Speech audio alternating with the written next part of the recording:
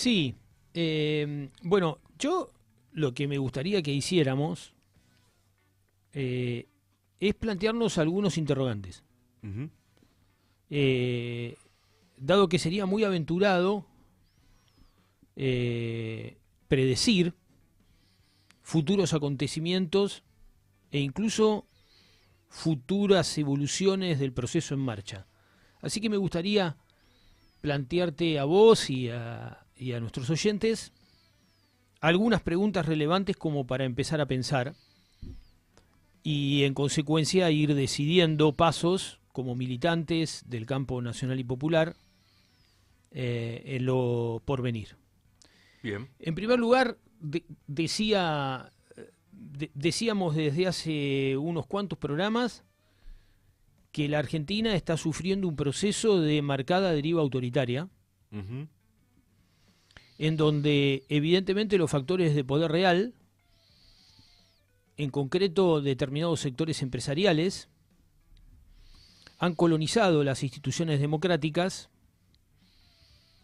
y imponen condiciones y decisiones a quienes ocupan transitoriamente los puestos institucionales. Ujú. El Poder Ejecutivo está directamente colonizado por intereses locales y extranjeros, eso creo que es bastante claro. El Poder Legislativo claramente también. Y por supuesto el Poder Judicial y su máxima institución, la Corte Suprema de Justicia, está claro que es una especie de agencia administrativo-judicial de los intereses del capital concentrado. Por lo tanto, el primer elemento que aparece ahí es la colonización del Estado y de sus principales instituciones por parte de intereses que nada tienen que ver con los partidos políticos, con la política, con la militancia política y con las organizaciones sociales. Ujú. Entonces, el gran interrogante es, como hablábamos recién con Lucas, si estamos entrando en un proceso de acelerada erosión de la institucionalidad democrática y qué profundidad, qué características y qué sentido va a tener en los próximos meses ese proceso. Lo segundo es el destino del peronismo, ¿no? O más adecuadamente del movimiento nacional y popular. Porque yo creo que hablar del peronismo hoy es hablar de una parcialidad dentro de un espacio mucho más amplio que es el movimiento nacional y popular, donde hay expresiones que no son peronistas ni han sido nunca peronistas y que sin embargo participan de eso que podríamos llamar el ideario nacional popular.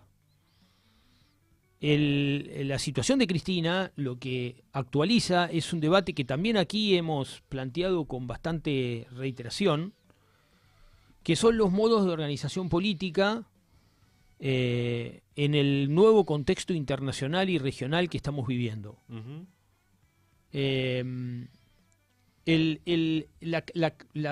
La cárcel de Cristina, la detención de Cristina y la condena de Cristina, lo que actualizan es un fenómeno que aparecía como evidente, que es la falta de legitimidad de las instituciones políticas, de los partidos políticos y de la dirigencia de esos partidos en general de cara al resto de la sociedad.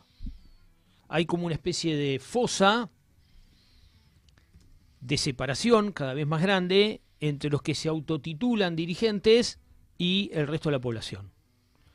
Y por un lado la emergencia de Milei y el liderazgo de Cristina, que todavía es muy fuerte en amplios sectores de la población, coloca en tela de juicio el lugar, la acción y el papel del resto de la dirigencia y en particular de la dirigencia del campo nacional. Porque hay una cosa que es muy clara, que es que toda esa gente que está en la calle Constitución y los que no están ahí pero lo están espiritualmente, tienen una única referencia. Esa única referencia es la persona de Cristina. No están ahí por el Partido Justicialista, no están ahí por la CGT, no están ahí por ninguna organización social, están porque quieren a Cristina, porque sufren por Cristina y porque se identifican con lo que Cristina ha hecho y con lo que Cristina significa. De ahí para abajo, todo el resto de la dirigencia del campo nacional y popular está en un limbo. En un limbo. Y entonces, esto de alguna manera plantea una cuestión muy, muy interesante por un lado y muy compleja por el otro, porque una gran masa de la población argentina, podemos hablar de miles, quizás también hasta de un par de millones de argentinos, que se sienten identificados con Cristina, pero que no están organizados, ni encuadrados, ni conducidos por ningún cuadro intermedio que tenga la suficiente legitimidad como para aparecer tan siquiera como delegado, ¿no?, o representante de Cristina. Y el otro día lo escuchaba al Turco Asís decir una cosa que yo creo cierta, que es que aquí hay dos personas que tienen representación en la sociedad, que son Cristina Fernández de Kirchner y Javier Milei. El resto de la dirigencia política tiene escasa o nula representación. Y entonces el segundo interrogante que tendríamos que plantearnos es cómo el movimiento nacional se va a encauzar, a organizar, a articular a partir de este dato. Una conducción presa, detenida, veremos en qué condición, y una masa de simpatizantes sin articulación de cuadros intermedios que puedan organizarla, articularla y direccionarla, aunque sea tácticamente. Y el tercer elemento que planteaba Lucas, y que en algún momento sería interesante que los discutamos un poco más en profundidad, yo simplemente lo voy a apuntar, es esta noción de resistencia, ¿no?, que en el peronismo es muy importante. Hoy es 16 de junio, hoy se cumplen 70 años del bombardeo de Plaza de Mayo. La semana pasada estuvimos hablando de los fusilamientos de José León Suárez.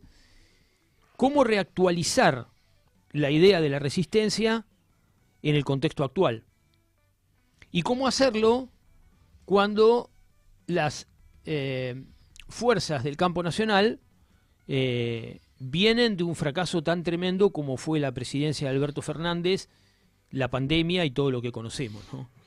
Entonces, por un lado parece que Cristina tiene un amplísimo espectro de simpatizantes, de seguidores, de gente que inclusive la quiere y se identifica con ella, pero para realizar una resistencia a este modelo y pasar a un proceso de articulación y de propuesta, me parece que necesitamos algo más que eso, ¿no? Entonces, estos tres puntos, ¿no?, la deriva autoritaria del gobierno y el debilitamiento de las instituciones democráticas, la ausencia de cuadros intermedios con legitimidad en el campo nacional y el problema de cómo enfrentarse a lo que viene, que va a ser evidentemente muy duro a nivel internacional, a nivel regional y a nivel local, con la actual conformación del campo nacional, ¿no?